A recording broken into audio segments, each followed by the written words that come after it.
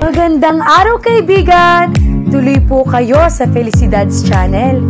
Sa mga kwento ng buhay at pag-ibig na hinalukay sa natatagong baul ni Felicidad. Pero bago po tayo magpatuloy, huwag niyo pong kalilimutan na i-like ang video, i-subscribe ang channel, at i-click ang notification bell para lagi kayong updated sa mga parating pa na upload.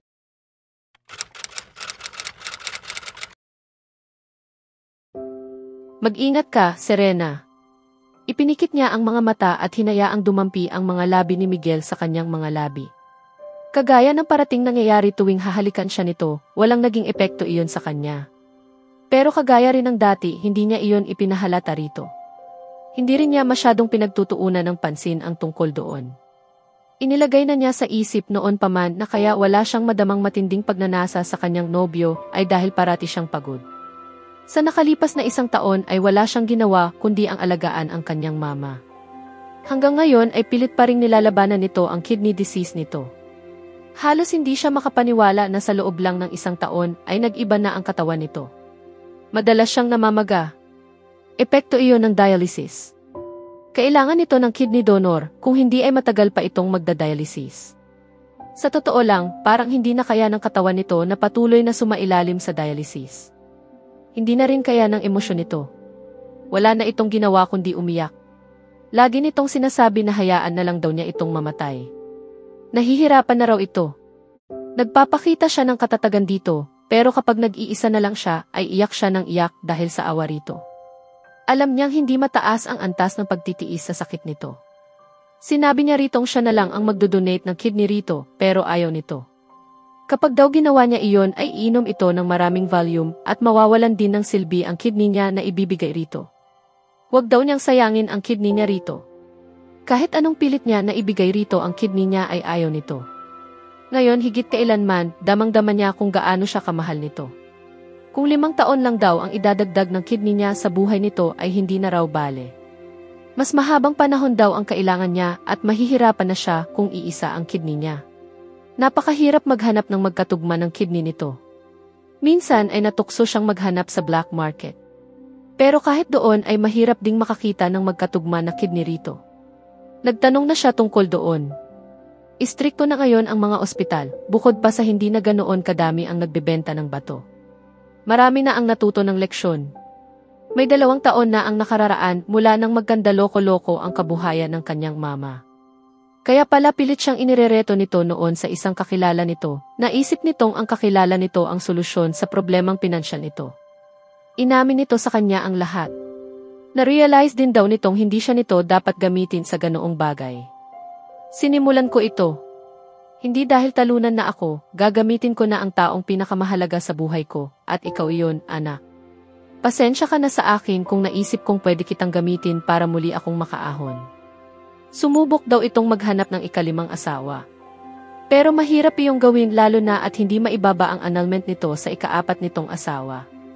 Nasa proseso na pala iyon nang magtungo siya sa Hong Kong. Hindi lang nito sinabi sa kanya. Inipit kasi ito ng ika-4 nitong asawa ang abogadong tumulong sa kanya noon nang sampahan siya ng kaso ng mga kaanak ni Teodoro. Dahil doon, isinumpa nito ang lahat ng mga abogado sa mundo. Mautak ang abogado. Hindi pala totoong nabaliw ito sa kanyang mama. Iyon lang ang pinalabas nito. Lumabas na napasok din sa gulo ang mismong abogado. Isang Ponzi scheme ang napasok nito. Nakapagtataka para sa kanya na naloko ito sapagkat abogado nga ito. Marahil dahil na rin isang sikat na tao ang nakabiktima rito, isang haligi ng industriya. Nawala ang lahat ng ipon niya sa buhay dahil doon. Ang kanyang mama ang naisip nitong gawing solusyon. Nagawa nitong makamkam ang lahat ng kayamanan ng kanyang mama. Mayaman na naman siya. Palibhasa ay walang muwang sa mga kalakaran sa negosyo ang kanyang mama, nagawa itong manipulahin ng asawa nitong abogado. Masyado kasing nagtiwala ito. Malinis ang pagkakatrabaho ng ika-4 nitong asawa para malimas ang kayamanan nito. Walang itinira ang asawa nito kundi 5 milyong piso. Sa nakalipas na 2 taon, unti-unting naubos ang 5 milyon dahil sa pagpapagamot niya sa kanyang mama. Sa mga sandaling iyon ay 6 na buwan nang ubos ang perang iyon. Pero patuloy na umaandar ang gastusin, humahaba ang listahan ng mga utang niya. Sa ngayon ay may magandang posisyon siya sa isang call center. Nasa market na ang bahay nila ni Teodoro. Mas mahalaga ang buhay ng kanyang mama kaysa sa bahay na iyon. Mauunawaan naman siguro siya ni Teodoro. Kailangan na niyang maibenta ang bahay, nang sa gayon ay makabayad siya sa mga utang niya at patuloy na masustentuhan ang pangangailangan at gamot ng kanyang mama. Nakilala niya si Miguel may 1 taon na ang nakararaan. Isa siyang negosyante. Aminado siyang nakita niya ito bilang solusyon sa problema nilang mag-ina. Sa katunayan, kung wala si Miguel ay malamang na mas malaki pa ang naging problema nila ng mama niya. Malaking tulong ito para maaprubahan ang loans niya. Ito ang gwarantor niya. Gusto nitong ito na mismo ang magpahiram sa kanya ng pera, pero nahihiya siya rito. Isa siyang napakayamang lalaki. Naipakilala na niya ito sa kanyang mama. Taliwas sa mga sinasabi nito noon, huwag daw siyang magpapakasal sa isang lalaki para sa salapi. Ngayon daw nito natanto ang naging mga pagkakamali nito. Ayon pa rito, ngayong nasa bingit ito ng kamatayan, natanto nito kung gaano ito kababaw noon. Wala raw palang halaga ang mga bagay na dati ay ninanais nitong makamit katulad ng kasikatan, yaman, at respeto at pagkilala ng mga A-listers at jet-setters. Ang mas mahalaga raw pala sa buhay ng tao ay ang pagmamahal sa Diyos at sa kapwa. Naging makata na ito buhat ng magkasakit ito. Kapag ganoon ang tono nito ay lalo siyang nanghihina. Para kasing tinatanggap na nitong mawawala na ito. Minsan, pakiramdam niya ay siya na lang ang dahilan kaya napipilitan itong pumayag na magpa-dialysis. Napakahirap ng sitwasyon niya, bugbog ang isip, emosyon at katawan niya. Pagkagaling sa trabaho, diretso siya sa bahay, kung minsan ay sa ospital. Ilang oras niyang aalagaan ang kanyang mama. Pagkatapos niyon, ilang oras lang at muli na naman siyang papasok sa call center. Kahit may sarili itong tagapag-alaga na isang profesional na nurse, hindi niya matiis na hindi ito personal na alagaan, kahit paminsan ay pagod na siya. Halos araw-araw ay 5 oras lang ang tulog niya. Bumabawi na lang siya ng tulog kapag break sa office, at sa 2 araw na day off niya. Kung may mabuti mang idinulot ang kinasusuungan nilang problema, iyon ay ang pagkalimot niya kay Sal, kahit panandalian lang. Kumpara sa personal na dalahin niya sa puso niya, mas mabigat ang problemang pinansyal niya at ang kalagayan ng kanyang mama. Nakalimutan na niya si Sal, yan ang sabi niya sa sarili niya. Ang kanyang mama naman ay natutong maunawaan kung ano ang mga bagay na higit na mahalaga sa buhay. Palagi siyang nagbabasa ng Biblia. Marahil kung kaya lang ng katawan nito ay nagtungo na ito sa simbahan. Malaki ang pasasalamat niya kay Miguel dahil sa pagiging maunawain nito. Ito rin ang nahihingahan niya ng mga problema niya. Para niyang best friend ito, karamay niya sa kanyang mga problema. Minsan ay naitanong niya sa sarili kung bakit ganoon na lang ang debosyon nito sa kanya, gayong kung tutuusin ay wala itong napapala sa kanya. 6 na buwan na ang relasyon nila pero mas madalas na sa ospital o sa bahay nila lang sila nagde-date. Naunawaan nitong mas gusto niyang ilaan ang bakanting oras niya sa kanyang ina. Ni minsan ay hindi ito nagreklamo, bagaman minsan na itong humiling sa kanya minsang-minsan lang, na sana ay pumayag siyang ipakilala siya nito sa mga magulang nito. Pinagbigyan niya ito. Nakakataba ng puso ang mainit na pagtanggap sa kanya ng mga magulang nito, magandang senyales para sa kanya ang ginawa ni Miguel na pagpapakilala sa kanya sa mga partidos nito. Ibig sabihin lang yon ay seryoso talaga ito sa kanya. Nitong huling 2 linggo ay nagbibigay na ito ng pahiwatig na parang magpo-propose na ito. Inaamin niyang bahagyan niyang pinagtatakhan iyon dahil hindi pa naman ganoon katagal ang kanilang relasyon. Minsan na rin niyang naisip na parang may mali sa relasyon nila. Hindi rin niya maiwasang questionin ang pagkalalaki nito. Halik pa lang ang hinihingi nito sa kanya, bihirang-bihira pa. Pagkatapos, bigla na lang na parang gusto na nitong mag-propose. Sa isang banda, wala siyang pakialam kung anuman ang totoong pakay nito sa kanya. Mas importante at malinaw sa isip niya na kailangan nilang mag-ina ang tulong nito gaano man kapangit iyon sa tingin ng iba. Higit na mahalaga sa kanya ang buhay ng mama niya kaysa sa ano paman. Hindi niya gustong magbakasakali sa pinansyal na tulong na maaaring maibigay ng bahay nila ni Teodoro kapag naibenta na iyon.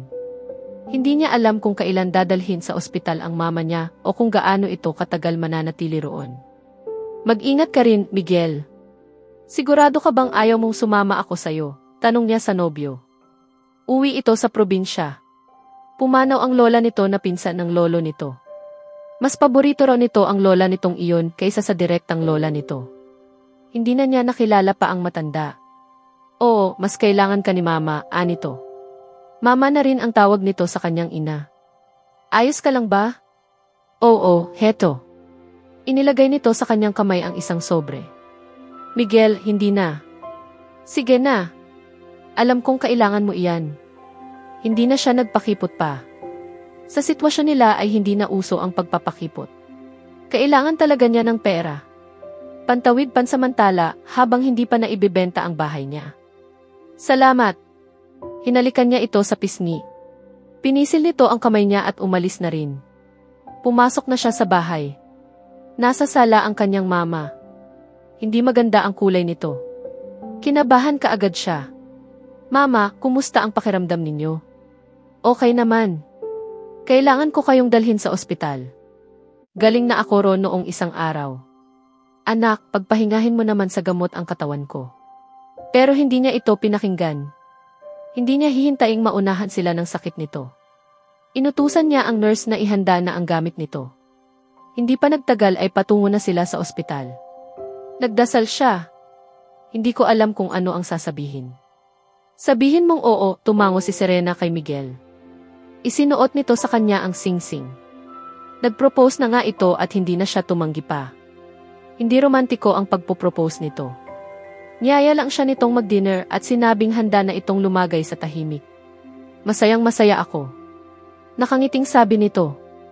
Guni-guni lang ba niya o talagang hindi niya makita sa mga mata nito ang kaligayahan sa sinabi nito? O baka tensyonado lang siya, kaya wala siyang kakayahang mag-analisa at mag-isip ng husto ng mga sandaling iyon. Kalalabas pa lang ng kanyang mama sa ospital noong isang araw. 2 linggo itong nanatili roon. Ikalawang pagkakataon na iyon na na-admit ito sa ospital sa loob lang ng kulang-kulang 2 buwan. Ayon sa doktor, kailangan na raw talagang maisailalim sa kidney transplant ang kanyang ina. Sa ngayon, mas madalas na dialysis ang kailangan nito. Nasabi ko na sa pamilya ko ang tungkol dito. Matutuwa silang makita ka.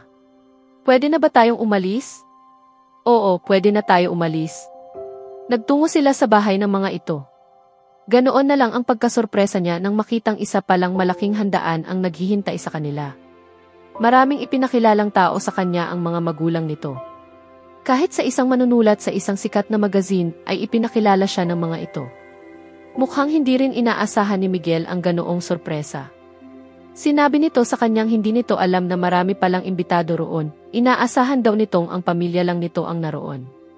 Gayunman ay sinabi nito sa kanyang mag-enjoy lang siya. Nag-enjoy naman siya.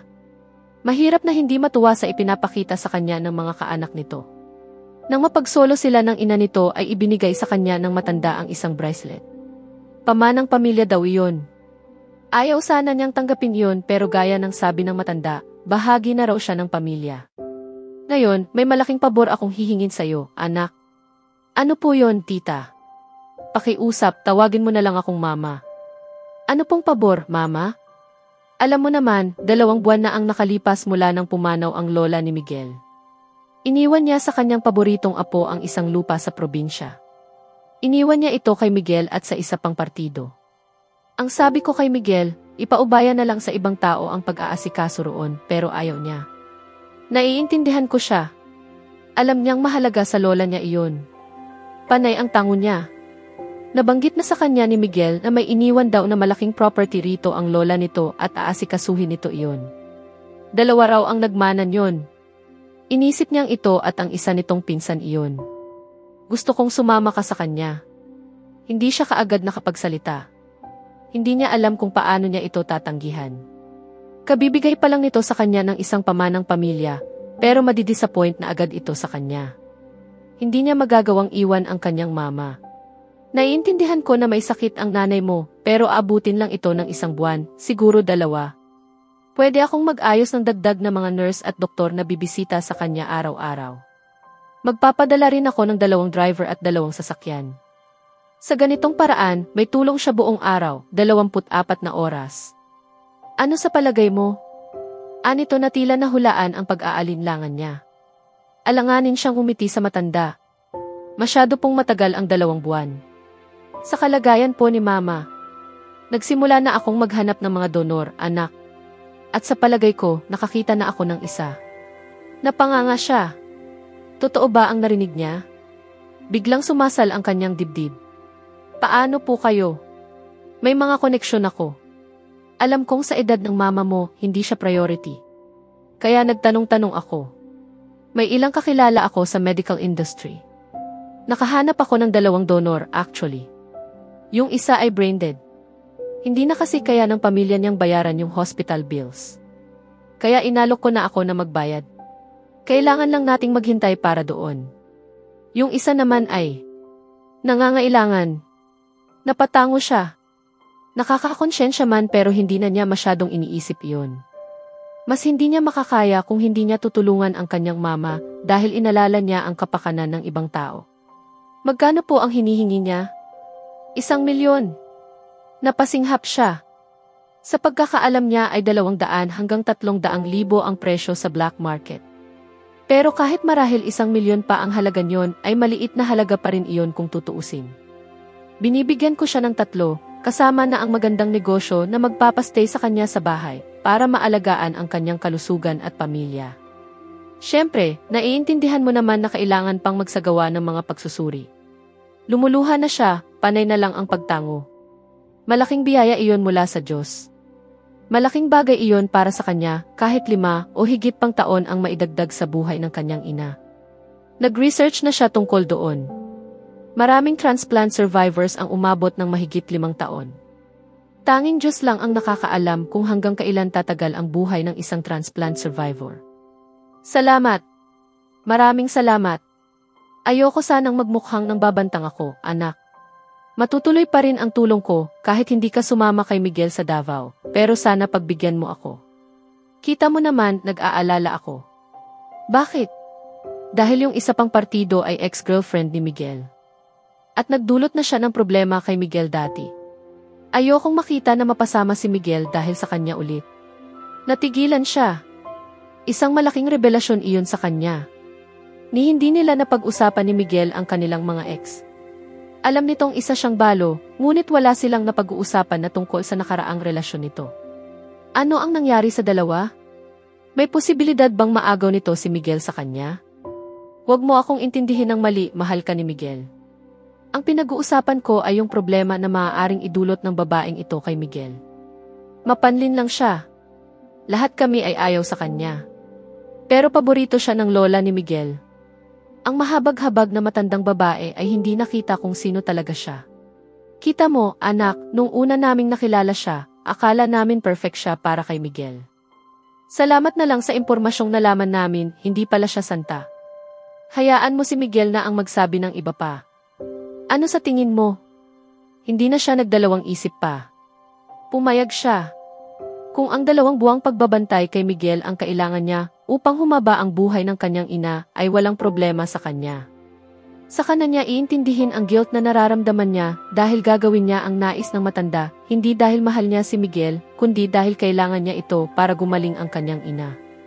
Salamat, anak. Hindi mama, ako ang dapat magpasalamat. Sa susunod na kabanata, masusubok ang tiwala at pagmamahala ni Serena at Miguel habang haharap sila sa mga pagsubok mula sa nakaraan ni Miguel at sa kalagayan ng pamilya ni Serena. Makikita rin kung paano nila haharapin ang hamon ng kidney transplant at ang mga sakripisyong kailangang gawin para sa pag-asa ng kanilang kinabukasan. Kaya abangan natin,